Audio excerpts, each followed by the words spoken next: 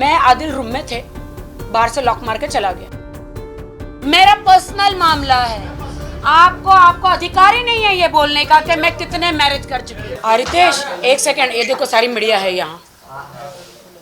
I'll call you। मैं हिंदू धर्म में पैदा हुई। मेरी माँ जया सावंत, मेरे डैडी आनंद सावंत।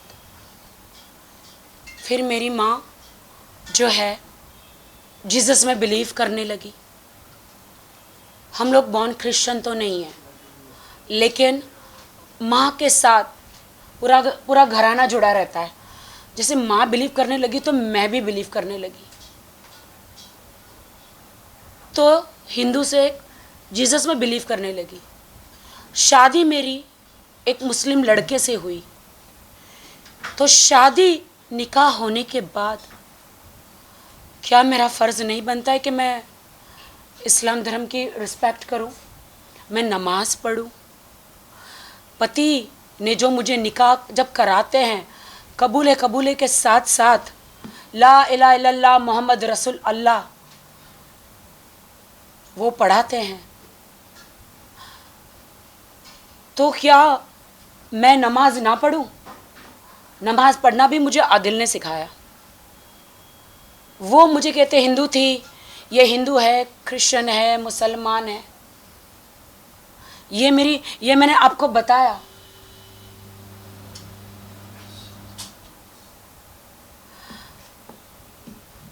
मैं शौक हूँ।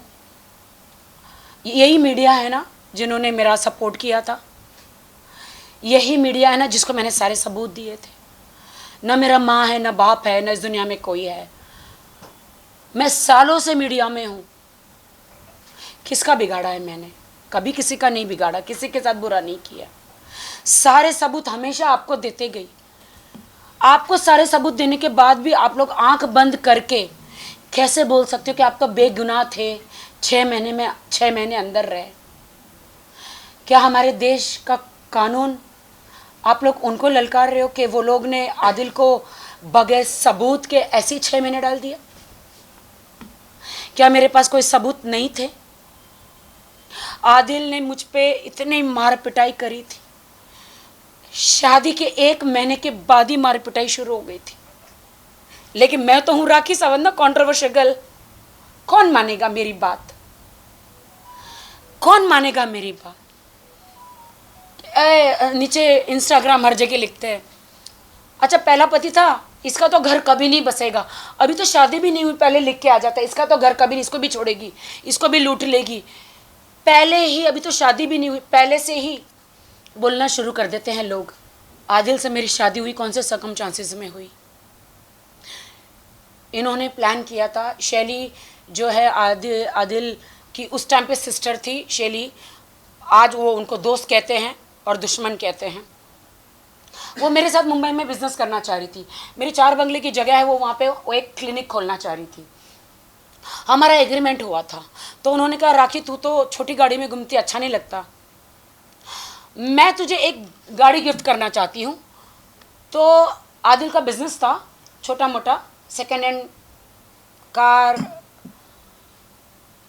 के देता था। तो ये लोग भाई बहन आपस में थे। तो उन्होंने मुझे शैली ने बोला कि you come here, I want to gift you car.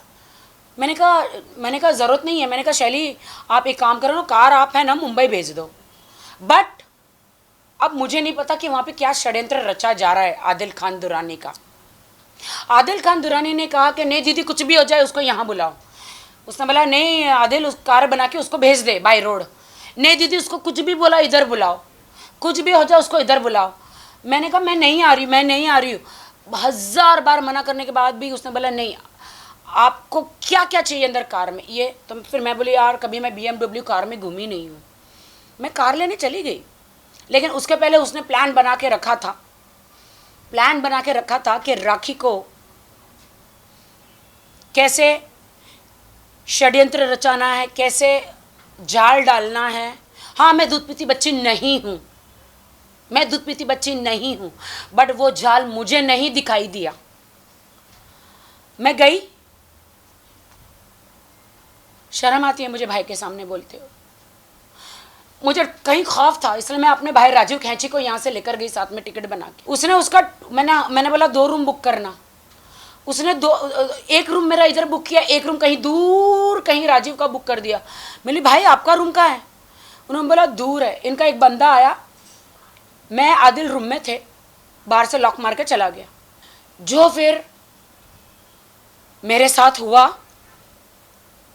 मुझे नहीं लगता आप लोगों को बोलना चाहिए मुझे।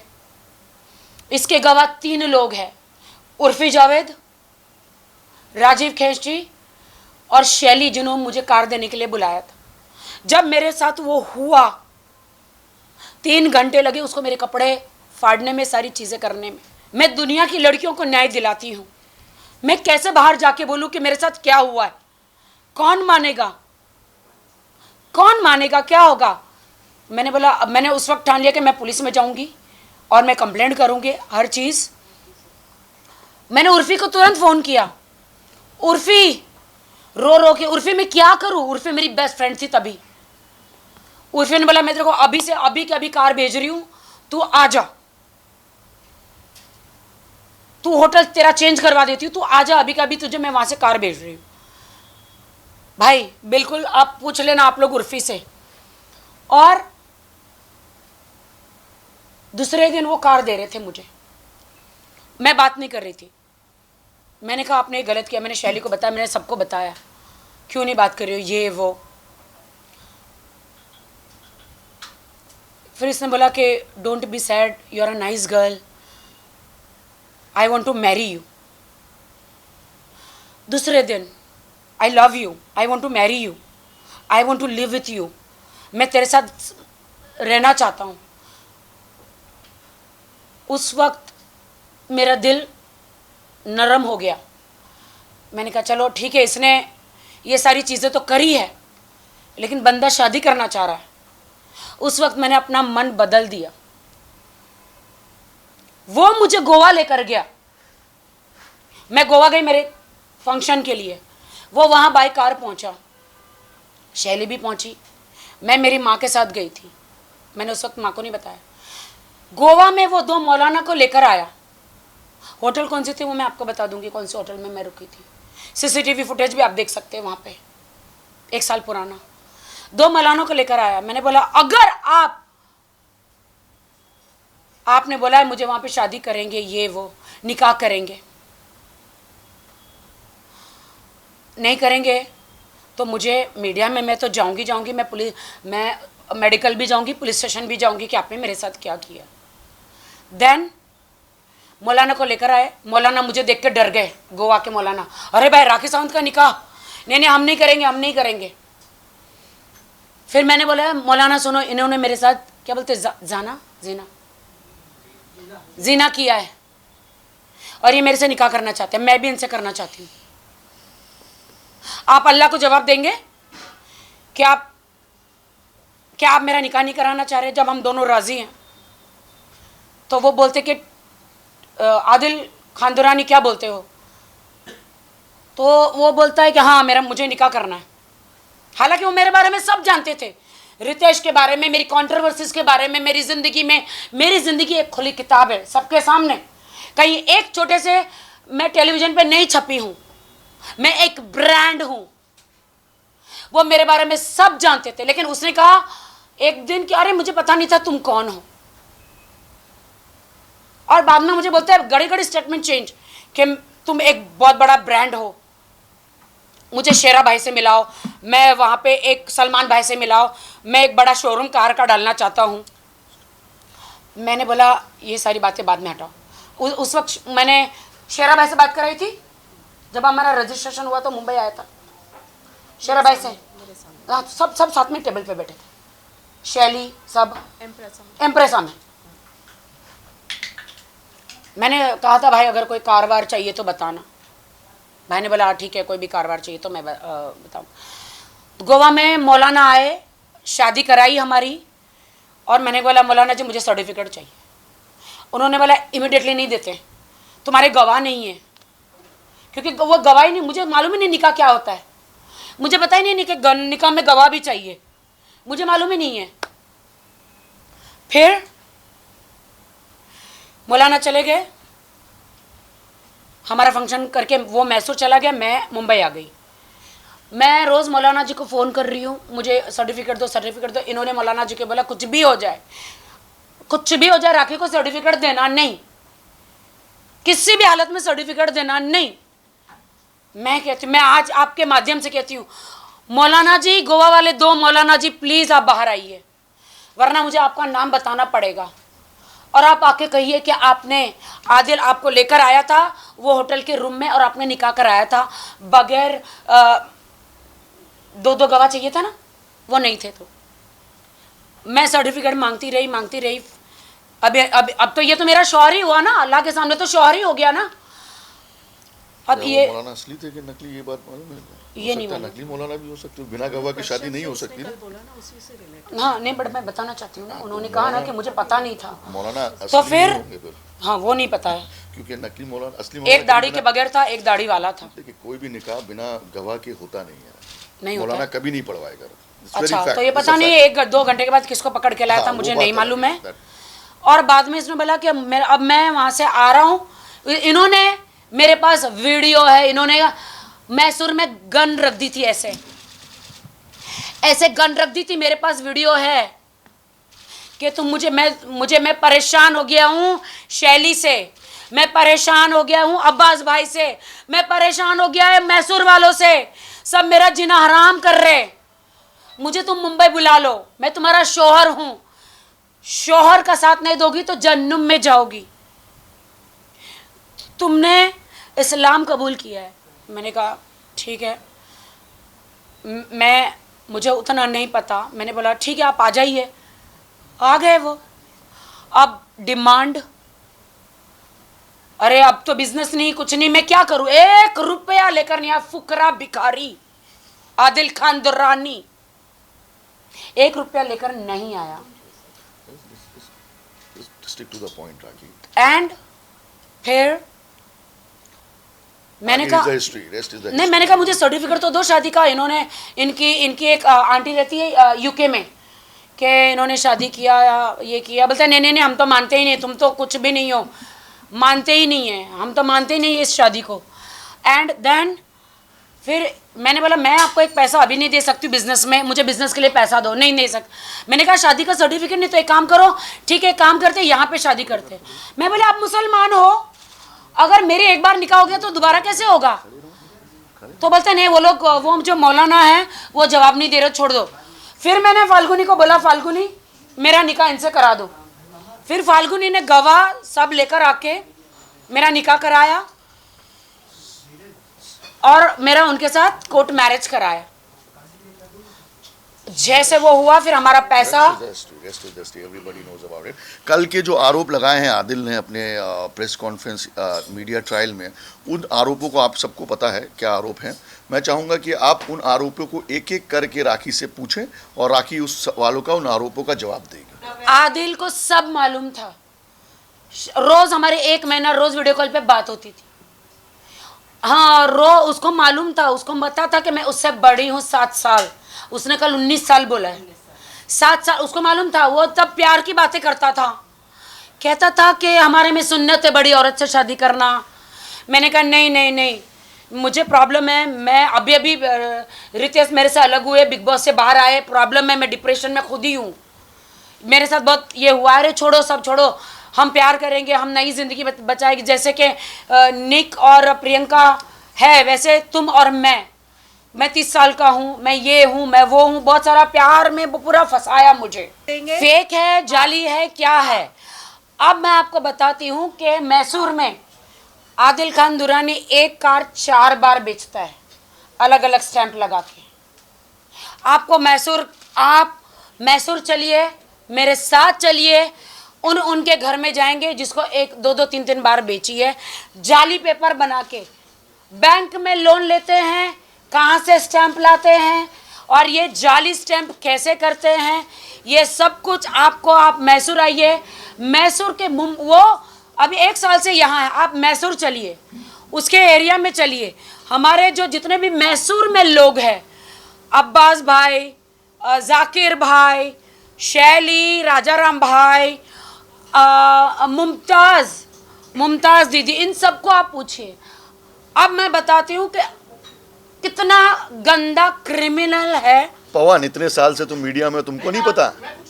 इसका जवाब हम आपको कोर्ट में पूछ लेना, कोर्ट में देंगे। लेकिन तुम इतने सीनियर जर्नलिस्ट हो यार, राखी को रोज कवर करते हो। मेरा पर्सनल मामला है, मेरा पर्सनल मामला है।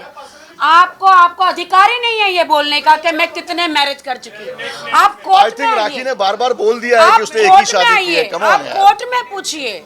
नाटक वर्ड वापस लो। कल आप लोगों ने वायरल किया है, आप लोगों ने मुझ पे दाग लगाए हैं। डे 1 से पुलिस कस्टडी हुई थी उनकी, उसके बाद हमने उसको चैलेंज करके रिवीजन करके वापस से पुलिस कस्टडी दिलवाई। उनके पास बेल एप्लीकेशन फाइल किया था। आपको मैं उनकी बेल एप्लीकेशन की कॉपी दूंगी जो उन्होंने अंधेरी कोर्ट में फाइल की थी।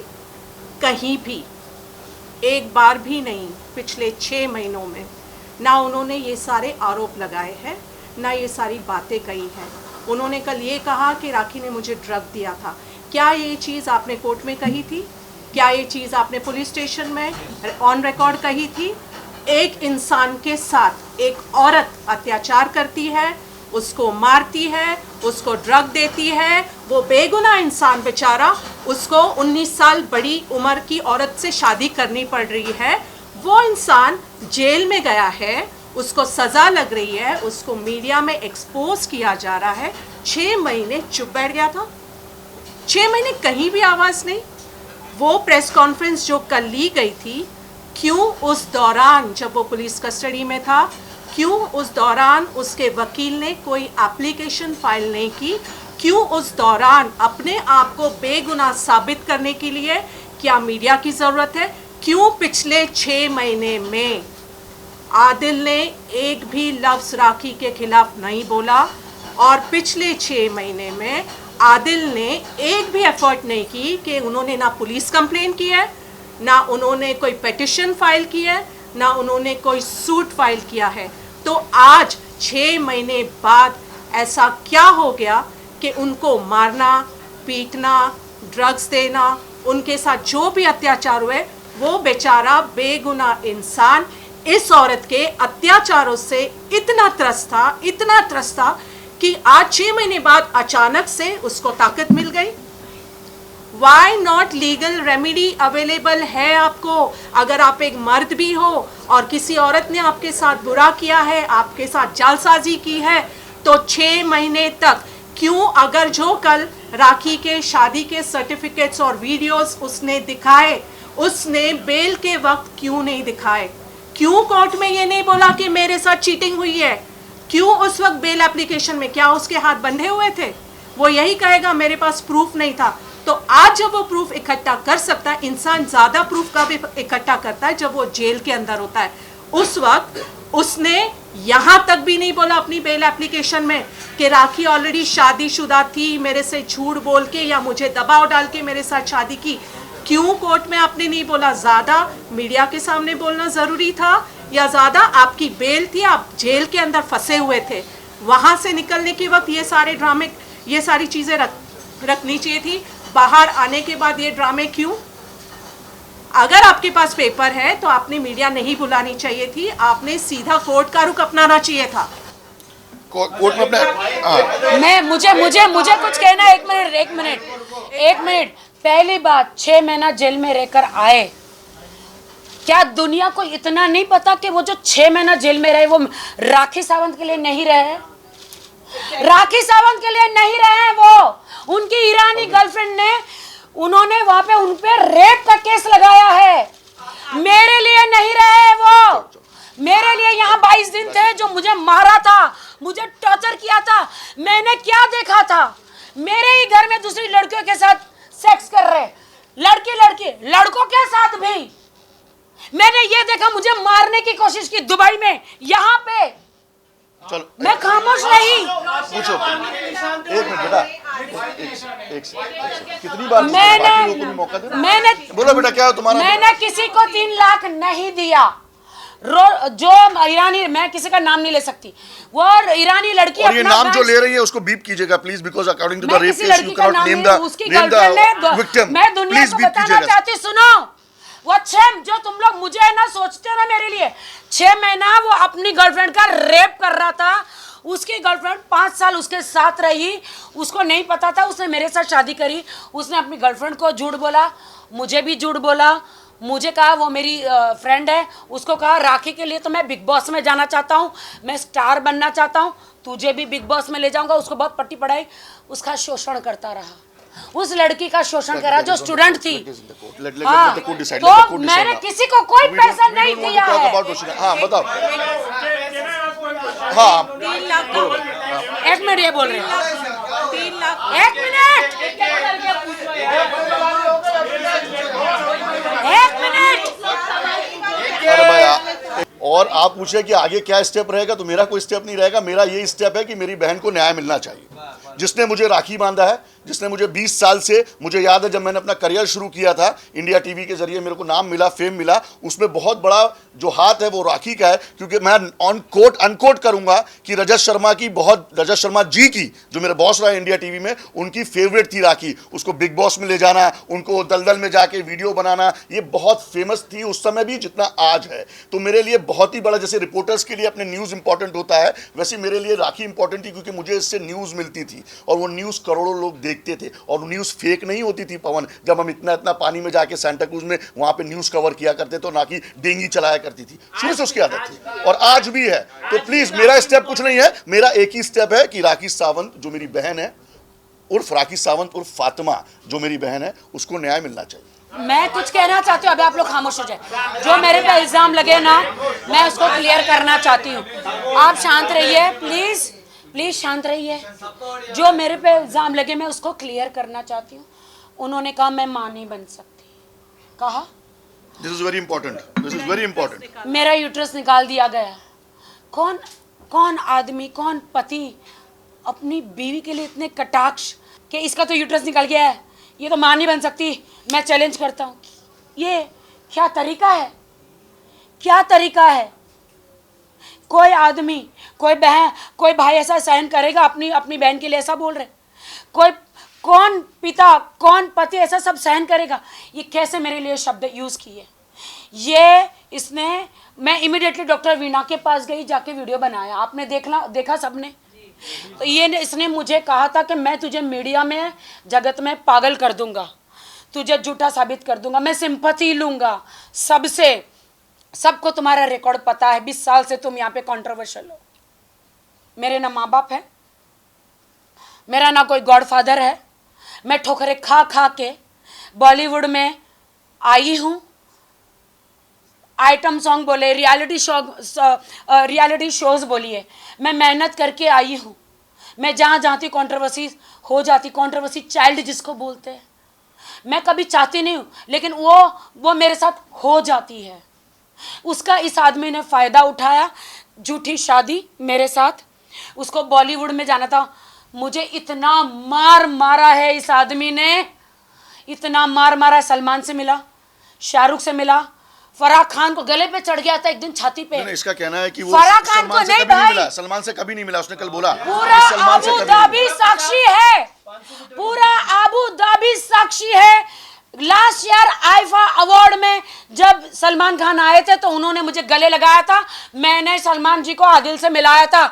आदिल को सलमान ने ऐसा करके हाथ मिला के कैसा है ध्यान रखना, ऐसा बोला था भाई ने पूरे अवाम के सामने। पहली बात तो आप सोचिए, उसने मेरा मैरिज डिनाई किया था। उस वक्त मैं प्रेग्नेंट थी, मेरी माँ हॉस्पिटल में थी, मैं मराठी बिग बॉस से बाहर आई थी। मुझे इतना मेंटली टॉर्चर उसने किया था जब मैं मराठी बिग बॉस से बाहर। आप लोग को सबको पता है ये स्टोरी। मेरी माँ हॉस्पिटल में थी, I was conceiving that time. और जब मुझे पता चला, मैं माँ के टेंशन में थी, जब मुझे उनकी गर्लफ्रेंडों के बारे में पता चला, अवैध संबंध विद बॉयज एंड गर्ल्स, मुझे जब पता चला उस वक्त मैं स्ट्रेस में आ गई एंड मेरा ब्लीडिंग स्टार्ट हो गया। मेरा मिसकैरेज जिसको बोलते हैं, वो बोलते हैं कि नहीं कोई मिसकैरेज नहीं था। मैं तुरंत उसी टाइम पे मैं डॉक्टर को बोला, डॉक्टर मेरे साथ ये हुआ है। नहीं ऐसा कुछ नहीं हुआ, मेरा मिसकैरेज हुआ है जो किसी को भी चलते चलते भी हो जाता है। मैं डॉक्टर के पास कोई अबॉर्शन कराने नहीं गई थी, वो पाप है, वो गुनाह है। आदिल के टॉर्चर की वजह से मुझे हुआ था। अभी मासूम बन के आया है, वो ईरानी लड़की ने उसको जेल में 6 महीने डाला, उसका नाम नहीं ले रहा है। और किसी ने जो उसके 8 केस है मैसूर में 420 के 8 कितने केसेस है आपने देखे, मैंने आप लोगों को भेजा है, आप देखिए 8 केसेस है, क्रिमिनल केसेस। उन्होंने उनके बारे में नहीं बोला, उन्होंने सिर्फ मुझे टारगेट किया। क्यों? उसको पब्लिसिटी, उसको बिग बॉस जाना है, उसको बिग बॉस जाना है, उसके एकता कपूर जी के शो में जाना है, उसे स्टार बनना है। तो बन जाओ, लेकिन राखी का नाम लेके क्यों यार? मेरा इस्तेमाल स्टार बनने के लिए मेरा इस्तेमाल किया। शादी तुमने कहा हिंदू से क्रिश्चियन, क्रिश्चियन से मुस्लिम। मैं मुस्लिम हूं, मैं इस्लाम की कदर करती हूं, तेरी तरह नहीं हूं। हाफ पैंट पहन के कुरान शरीफ पढ़ सकता है। नल्ले तेरी तरह नहीं हूं आदिल, कि तू तो जन्म से मुस्लिम था ना। तू मुझे बता सकता था ना, कुरान पे हाथ रख के तू झूठी कसमें खाता था कि मैं तुझे बिजनेस में धोखा नहीं दूंगा। तूने शर्ट पहना, तूने सर पे टोपी नहीं रखी, तू मुझे बता सकता था ना कि कुरान पे हाथ ऐसे नहीं रख सकते। अगर तुमने इस्लाम कबूल किया तो तुम दुपट्टा पहनो। बच्चा है क्या? वो सो के उठा था और आप आए और डायरेक्ट हाथ रखवा दिया। तो सो के उठने के बाद क्या आदमी अपने सेंस में नहीं होता है क्या? सो के बाद उठने के बाद एक मिनट बेटा, सो के उठने के बाद क्या वो अपने सेंसेस में नहीं होता है क्या? होता है ना। और जब आप कुरान शरीफ जैसी पाक किताब पे हाथ रख रहे हो तो पहले वजू करना पड़ता है, पाक साफ होना पड़ता है। उसके बाद आपकी जो कपड़े हैं वो लिबास अच्छे दुरुस्त होने चाहिए, सर पे टोपी होनी चाहिए या रुमाल होना चाहिए। क्या उसको नहीं मालूम? मैंने उसे साफ साफ कहा था, उसने कुरान पे उस वक्त हाथ रखा, वो पूरा होशो हवास में था। मैंने कहा तुम्हारे सारे अफेयर के वीडियोस जो मेरा मिस कैरेज हुआ, ये हर चीज़ का है। अब मैं फाइनली जा रही हूँ पुलिस स्टेशन, मैंने फाल्गुनी तक अब मैं जा रही हूँ। तब उसने बोला मुझे एक चांस और दे। मैंने कहा तुम हर वक्त जुड़े बोले हो। उसने एक बार कुरान की कसम नहीं खाई है, उसने हमेशा 2 वीडियो तो मैंने ही आपको भेज दिए, उसने हमेशा झूठी कसमें खाई और तोड़ी है। अरे तू तो मुसलमान होके तू तो खुद मुसलमान नहीं बना है, कुरान पाक की झूठी कसम खाई है। मैं तेरा पैर पकड़ पकड़ के तुझे कहती थी चल नमाज पढ़। मैं इस्लाम की इज्जत करती हूं, मैं मुस्लिमों की इज्जत करती हूं, लेकिन ऐसे घिनौने कीड़े आदिल जैसे लोगों की वजह से मुस्लिम लोग बदनाम है। ऐसे लोग। चलो पूछो भाई। एक मिनट आप सबका क्वेश्चन हो गया। एक मिनट इधर से आने दो, इधर से आने। सारे सवाल एनबीटी करेगा क्या? मैडम इस चैप्टर को आप क्लोज करना चाहेंगी तलाक देकर आदिल को, इससे कहीं ना कहीं पूछने दो यार, कोई प्रॉब्लम नहीं, पूछने दो। मैडम इसका जवाब दो ना, ये चैप्टर क्लोज करना चाहेंगी आप? मेरे पास उसने मुझसे पहली बात उसने मुझे तब उस वक्त कहा था कि मैंने कहा था चलो कोर्ट में शादी करते, तो उन्होंने बोला नहीं मैं मुसलमान हूँ, अगर तुम शादी करना चाहती हो तो मैं इस्लाम कबूल करना पड़ेगा। मैंने किया। बट उन्होंने कहा आपने कोर्ट मैरिज भी की है। और आपको इस्लाम हाँ की है ना, वो तो बाद में कराई ना, क्योंकि मुझे इनकी जो यूके की आंटी है वो मानने को तैयार ही नहीं कि नहीं तुम हमारी बहू नहीं हो। मुझे बहुत बातें हैं। आदिल का ये भी कहना है राखी जी। कि आदिल तुमको 8-9 लाख रुपए पर मंथ खर्चे के लिए देता था। एक मिनट मैं पूछ लूं मैं इनका जवाब मैं पूछ लूं भाई, रिलेवेंट सवाल पूछ रहा हूं। मैं आपके सारे जवाब देती हूँ। आदिल का ये कहना है कि वो पर मंथ आपके ऊपर 7 से 8 लाख रुपए खर्चा करता था। झूठ। एक डायमंड का नेकलेस दिया उसने झूठ। आपको करीबन। मैं बोलूं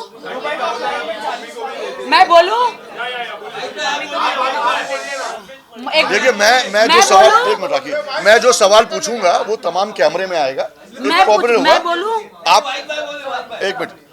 राखी, क्या आदिल ने आपको दुबई में ले जाकर डॉल्स एंड गबाना, गुची, प्राडा, मोब्लैंक इन सब में शॉपिंग कराई लाखों रुपए की? मेरे घर में आप अभी आइए, डॉल्बेन गबाना, गुची और क्या लुई वितौन और मोब्लैंक। मैं जिंदगी में पहली बार सुन रही हूँ। मुझे तो बोलना भी नहीं आ रहा है। अच्छा दूसरा, एक मिनट, मैं आपको ये बोलती हूँ, उसको ये तो पूछे जो तेरा कार्ड है क्या इंटरनेशनली चलता है? क्या स्टेटमेंट है? क्या एक बार मैं आप लोगों के सबके चरण धो के पानी पी लूंगी, उसको बोल तेरा कार्ड चल रहा है? नहीं चलता था क्या? नहीं, अच्छा पैसा मैं भरती थी। अच्छा, वो कहता है कि दुबई में उसने आपको फ्लैट दिलाया, 25 लाख रुपए डिपॉजिट दिए। रिजवान भाई डैन्यूब दुबई में मेरे बैंक के स्टेटमेंट आप लेकर जाओ। जब मैंने मेरे अपने अकाउंट से पैसे भरे, आप उसमें 6 महीने का देखो आप क्या आदिल ने 1 रुपया भी डाला है क्या उसमें? अच्छा राखी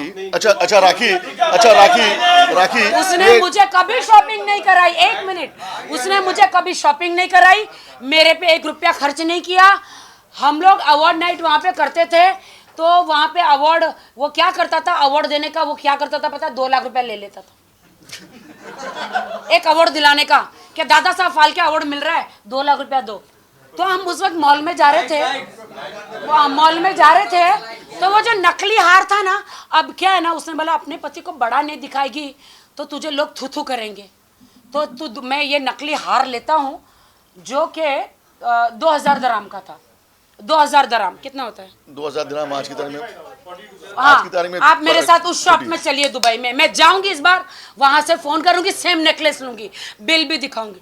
2000 दराम का वो ऐसा करके उसने बोला था कि कि तू ऐसा करके मैंने तुझे, मुझे नहीं पता कि उसके दिमाग में क्या था कि वो बाद में मीडिया में उसको दिखाना है करके, चल मैं तुझे लेकर देता हूँ। राखी उसने गाड़ी भी दी, BMW गाड़ी दी गिफ्ट। उसने गाड़ी नहीं दी मुझे, गाड़ी शैली ने दी, राजा राम ने दी, वो आज बंद पड़ी है, मैं ऑटो में घूमती हूँ। उन इतनी गंदी गाड़ी दी जिसमें ना उसका मशीन चलता है ना कुछ, खोखा है। वो आदिल खान दुरानी गरीब है। अरे अभी तो लॉन्च होना यशराज में, अब तो तू सारी मीडिया को तुझे मैंने बना दिया, जो तुझे चाहिए था तू बन गया। तुझे क्या लगता है तुझे कंट्रोवर्सी करके? मेरे पास ऑडियो है, मैं तुम्हें सबको बेचती हूँ। सलमान, शाहरुख, आमिर, रणवीर को रिप्लेस करेगा बोलता है ये। मेरे पास पूरे ऑडियो है, मैं सबको बेचती हूँ। उसकी गर्लफ्रेंड को बोलता है, उसकी गर्लफ्रेंड ने बोला कि मैं पुलिस में जा रही हूँ, मैं पुलिस में जा रही हूँ, मैंने बोला था पहले भी, आपको सबको बोला था पुलिस में जा रही हूँ। उसकी गर्लफ्रेंड ने बोला वहाँ पे ईरानी ने, तो इसने बोला आई लव यू जाना, मैं तो राखी को, I am living Rakhi in December, I have all the ideas. उसने कहा कि you married to her, oh this is a fake bloody hell marriage, I want a wife like you. मैंने सबको भेजा है, सबको भेजा है, सब झूठ बोला है। कल के और कोई आरोप बचे हैं आदिल के? इस्तेमाल किया, मैं देश की जनता को कहना चाहती हूँ, उसने मेरा इस्तेमाल किया हीरो बनने के लिए, बॉलीवुड में आने के लिए, बिग बॉस में जाने के लिए। उसने मेरे इनोसेंस का फायदा उठाया है। अभी आप पूछो बाल एक मिनट, प्रेस कॉन्फ्रेंस खत्म करूं क्या? आराम से प्लीज, आराम से। हाँ पूछिए। एक मिनट बेटा, 1 मिनट। 30,000 ना, जब मैं बिग बॉस में गई थी उसको 10 लाख रुपए का चेक देकर गई मेरी माँ के इलाज के लिए। और वो जो उसने कहता ना कि देखो मुझे मम्मी बहुत प्यार करती थी, मेरी मासियाँ पीछे बैठी है, बिग बॉस वालों ने बोला था क्रिसमस आ रही है तो राखी का वीडियो बना के ना मम्मी के साथ भेज दो और मम्मी को बिग बॉस में लाना है। भाई उस हरामी ने क्या किया पता है? मेरी माँ बिग बॉस में आना चाहती थी मराठी में, मेरी माँ को नहीं लेकर आया, खुद तैयार होके आ गया, क्योंकि मैं तो अंदर, मुझे लगा मेरी माँ आ रही है, लेकिन ये खुद आ गया अंदर। मेरी माँ को नहीं लाया, मेरी माँ का सिर्फ वो क्रिसमस का जो था ना, मेरी क्रिसमस का वो वीडियो बना के कल आप लोगों को दिखा रहा था। मुझे आप प्रूफ दीजिए, अगर मैंने उसे धमकी दी है तो मुझे प्रूफ दीजिए। अब मैं बताती हूँ, मुमताज जी जो है मैसूर में, मुमताज आंटी जो है, इनकी कुछ लगती है, उसके बेटे ने मुझे ताज में, यहाँ पे ताज में मेरे साथ ऐसे बैठ के ऐसे पूरा वीडियो वायरल किया था। उसको ट्रक से, वो बाइक चला रहा था, ट्रक से उसको उड़ा दिया आदिल ने। और आदिल ने मुझे बोला, मैं बिग बॉस में थी तो मैं इसको पैसा देकर गई थी, इसने रादिल हम लोग को खोलना था प्रोडक्शन हाउस, लेकिन इसने वो जो उसकी गर्लफ्रेंड है जिसका मैं नाम नहीं लेना चाहती, उन दोनों का प्रोडक्शन हाउस उन्होंने खोल दिया। उन्होंने उसके नाम का प्रोडक्शन हाउस खोल दिया, मेरे पैसों पे मेरी ऑफिस, मेरा हस्बैंड, मेरी ज़िंदगी ऐश कोई और कर रही है, आप समझ रहे हो। और मैं पैसे देकर गई थी, वो मेरे पास पूरे रूम बुक करने के पूरे प्रूफ है, कितनी कितनी लड़कियों के साथ होटलों में इन्होंने किया, वो सारे प्रूफ है, सारे वीडियो, सारे प्रूफ है मेरे पास। और मेरी माँ को इसने कभी पैसा नहीं दिया। मैं 10 लाख रुपया देकर गई थी, मेरी भाभी ने हाथ जोड़ के इसकी माँ कोमा में चली गई है, इसकी माँ कोमा में चली गई है, एक मिनट, इसकी माँ कोमा में चली गई है, पैसा दो। ये फोन नहीं करता था, बिल्कुल भी भाभी का फोन नहीं उठाता था, और मेरी माँ कोमा से ऊपर चली गई। और शर्म आनी चाहिए, लानत है इसके, थूकती हूँ इसके मुंह पे। कहता है आदिल खान दुरानी, थूकती हूँ इसके मुंह पे, कहता है कि जिस दिन इसकी माँ मरी वो बिरयानी खा रही थी। नहीं, प्रेस कॉन्फ्रेंस आप लोगों ने लिया, देखा हमने भी है यार उसको। और आपको लगता है कि मैं तब तक, आप लोग मीडिया वाले हो, सच का सच, सच का झूठ आप लोग बताते हो। आप लोग कब पहुंचे? जब मैं ऊपर से नीचे आई बॉडी बांध के, मैं, मेरी अकेली, मेरी फ्रेंड राश्री और फाल्गुन, आप नहीं थे, राश्री और मैं, मेरा भाई, हम लोग थे। तब मैं जब ऊपर से नीचे आई तब आप लोग नीचे थे ना। क्या ऐसा हुआ था कि जब आप आने के बाद में ऊपर गई थी? ऐसा नहीं हुआ था। ये वो साड़ी है जो मैंने 10 बार पहनी। क्या आपको लगता है जिस दिन मेरी माँ मरी थी उस दिन मैं ऐसे हंस रही होगी? सेम साड़ी मैंने 3 बार पहनी है। तो सेम साड़ी में कहीं खाना, राष्ट्र के घर पे खाना खाया होगा, वो वीडियो कल दिखा रहा, बोलते मैं लानत है, मैं तो विश्वास निकल गया जब जिसकी माँ मरी सेम साड़ी पहन के उसने खाना खाया। ये एक वीडियो, मैं गाना भी गा रही हूँ, और ये दूसरा भी वीडियो, शांति से बैठी, साड़ी सेम है, वही साड़ी मैं 2-3 बार मैंने पहनी है। मैं आदिल को अपना हस्बैंड नहीं मानती हूँ अब, क्योंकि मैंने डाइवोर्स मैं फाइल कर रही हूँ। उन्होंने इतने घिनौने इल्ज़ाम मेरे पे लगाए हैं कि रितेश और मैं लंदन में एक कमरे में थे, तू तेरे आप छुपाने के लिए मेरे पे इल्ज़ाम लगा रहा है। मैं तो लॉयल हूँ, रितेश ने तो सब बता दिया कि मैं तो लंदन गया ही नहीं हूँ। रितेश ने तो बता दिया, आपके सामने बोल दिया उसका पासपोर्ट का। और बाकी है? नहीं, एक मिनट पहले मुझे कंप्लीट करने दो। मैं तो लॉयल थी, मैं तो जब से शादी करी आदिल के साथ रितेश को मिली भी नहीं। मैं तो लॉयल थी, मैंने निकाह किया, और मैं इस्लाम कभी नहीं छोड़ूंगी। बहुत जल्दी आपको 25 तारीख को एक गुड न्यूज़ मिलेगा जो मैं अभी नहीं बताऊंगी। वो खुदा ने मुझ पर रहम किया है क्योंकि मैं नमाजी हूँ। बोलो बेटा। तो फिर वैसे ही हुआ ना। नहीं, तो फिर वैसे ही हुआ ना। अगर रितेश की शादी पहले हुई है, अगर उसका डाइवोर्स नहीं हुआ, अगर समझो मेरी उसके साथ शादी हुई, तो मेरी भी शादी लीगल नहीं है। बिल्कुल, क्या बात है, आप बताओ भैया। हाँ, बताओ। इनके सवाल का जवाब देना चाहूंगी। सही बात, इनके साथ रह लेके मैं बन गई हूँ। आदिल आज भी, सॉरी फाल्गुनी, आदिल आज भी कह रहा है कि राखी मेरी बीवी है और मैं उससे बहुत प्यार करता हूं। आज बोला है। ठीक है, तो इतना सरप्राइज होने की जरूरत नहीं है जी। सिक्के के एक दोनों जर्नलिस्ट कह रहा है। एक मैं बड़े ही ऑफिशियल स्टेटमेंट दे रहा हूं आधिकारिक तौर पर कि आज भी आदिल राखी को अपनी बीवी मानता है और बहुत प्यार करता है। ये उसका स्टेटमेंट है और इसको आप नोट कीजिए। ये आज की बात कर रहा हूँ। और मैं रितेश के बारे में कहना चाहती हूँ। रितेश बहुत अच्छा इंसान है। जब लॉकडाउन में मेरे पास खाना नहीं था, मेरे पास अनाज नहीं था, मेरी माँ को कोरोना हुआ, मेरी माँ को हॉस्पिटल पहुँचाने के लिए घर में 1 रुपया नहीं, कहाँ से कमाऊँ, क्या करूँ। रितेश एक भगवान जैसे मेरी ज़िंदगी में आए। मेरी माँ का ऑपरेशन 4 बार कराया, करोड़ों रुपए खर्च किए। मैं वहाँ पे मैं एक ऐप पे जाती थी ताकि मुझे कुछ मिल जाए पैसे, मैं कोरोना के नाम में अनाज भरूँ। वो कहाँ से अनाज मेरे घर में बेचता था, सब्जियाँ बेचता था कोरोना काल में। तो रितेश मेरी ज़िंदगी में एक भगवान की तरह है। मेरी माँ का इतना सेवा किया, इतना सर्जरी कराया। एंड तक मेरी माँ की ज़बान पे आदिल नहीं था, सिर्फ रितेश था। अच्छा राखी राखी राखी आदिल का ये भी आरोप है कि आप हर किसी के पास जाके 3 लाख 2 लाख 1 लाख डोनेशन लेती थी अपने माँ के नाम को लेकर। एक रेलेवेंट क्वेश्चन है, तो काफी लोगों से आपने सिर्फ अपनी माँ की सिंपैथी को दिखाकर किसी से 4 लाख लिए, किसी से 3 लाख लिए, किसी से 2 लाख लिए, ये डोनेशन आप लिया करती थी क्या? मेरा क्वेश्चन है, अक्सर जवाब देने देना भाई।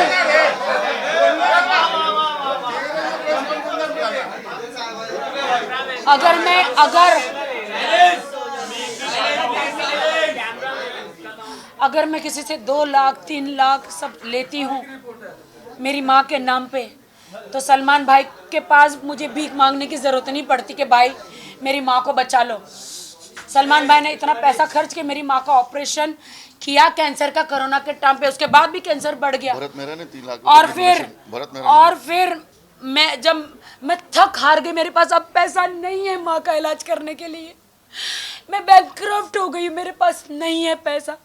मैंने भाई को बोला भाई मेरी माँ को हॉस्पिटल में एडमिट करा दो, मैं बिग बॉस से आने के बाद कोमा चली गई है, कुछ करो भाई। तो भाई ने भरत भाई मेहरा जो हैं, जो आपके राधे मीरा ट्रस्ट के चेयरमैन, पूरा उन्होंने मदद किया और इमीडिएटली पैसे ट्रांसफर किए किटी केयर हॉस्पिटल में नाम जोशी जी के पास, और उनकी माँ को बोला कि अभी के अभी शिफ्ट करो, एडमिट करो। मैंने किसी से कोई कैश नहीं लिया, ना मेरे अकाउंट में लिया। मैं एक ईमानदार लड़की हूँ, मैं मेहनत से इतने सालों से स्ट्रगल कर करके बॉलीवुड में टिकी हूँ आज तक। मुझे कोई जज ना करो, इसको स्टार बनना है, इसको बिग बॉस जाना है, इसको फिल्म स्टार बनना है। आदिल 4 वीडियो कर लोगे, सी ग्रेड की 4-5 फिल्में कर लोगे, गायब हो जाओगे एक दिन। एक लड़की को इतना बदनाम मत करो। आदिल दुरानी ने जो कहा कल प्रेस कॉन्फ्रेंस में कि राखी से उनको 90+ लाख कुछ लेने हैं, 95 लाख लेने हैं, तो मैं आपको बता दूं कि तकरीबन जनवरी में आदिल दुरानी ने एक पेपर में साइन किया और उसमें उन्होंने कबूल किया है कि 1.5 करोड़ रुपया उनको राखी सावंत को देना है, और पीडीसीज दिया उनको। उनका कहना था कि मैं पैसे अभी नहीं दे सकता, मुझे 1.5 साल का टाइम चाहिए। राखी ने कहा कि मैं 1.5 साल की टाइम नहीं दे सकती हूँ, मैं सिर्फ 8 महीने का टाइम दूंगी। तो राखी के जितने भी चेक्स थे पीडीसीज आदिल दुरानी ने 1.5 करोड़ के दिए, और मुझे नाम नहीं लेना चाहिए लेकिन आज मौका ऐसा है कि मुझे नाम लेना पड़ेगा। अनस भाई जो मेरी बहन जैसी जो है, सना खान के हस्बैंड हैं, वो एग्रीमेंट, वो पीडीसीज आज भी उनके पास है, सारे चेक्स उनके पास हैं। जब मेरा किसी से 95 लाख रुपीस निकलता है तो मैं क्यों 1.5 करोड़ के पीडीसीज उसको दूंगा, और एक टाइम लिमिट रखूंगा एग्रीमेंट में कि मैं 30 सितंबर तक ये पेमेंट कर दूंगा। आदिल ने जो बात कही कि 90 लाख रुपीस मेरे निकलते हैं, ये सरासर गलत है। लेन देन होता है कि उन्होंने दिया, उन्होंने वापस ट्रांसफर किया, इन्होंने दिया, वापस ट्रांसफर किया। स्टेटमेंट है उनके पास, स्टेटमेंट हमने भी पुलिस स्टेशन में दिया, उनको भी कहिए पुलिस स्टेशन और कोर्ट में अपना स्टेटमेंट दे दो।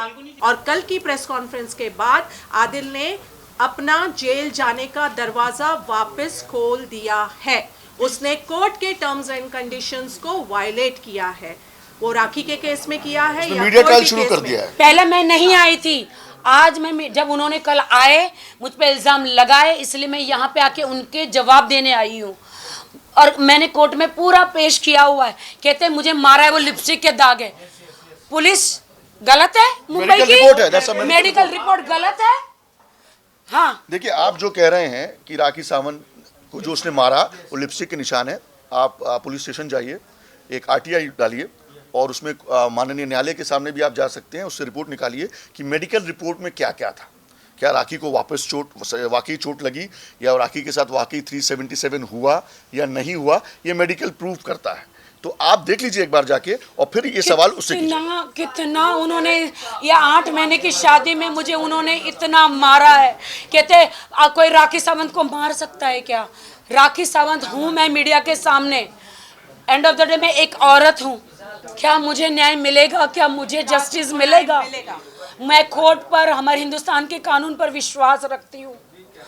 मुझे मीडिया ट्रायल नहीं चाहिए। मैंने जो भी, मैं बॉलीवुड में हूँ, तो क्या मेरी कोई सच्चाई नहीं? क्या मैं बॉलीवुड एक्ट्रेस हूँ, तो क्या मुझे कोई हक नहीं है पुलिस स्टेशन जाने का?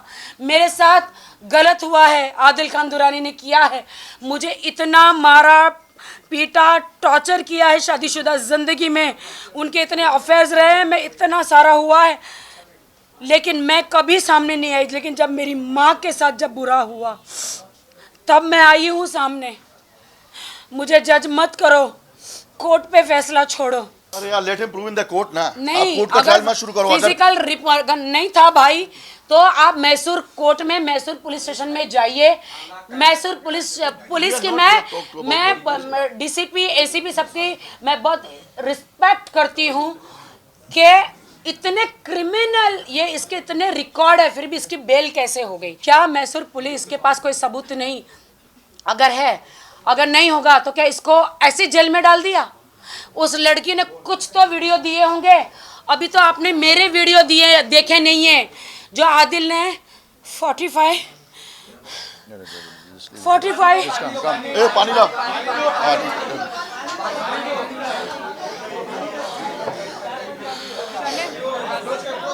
आदिल ने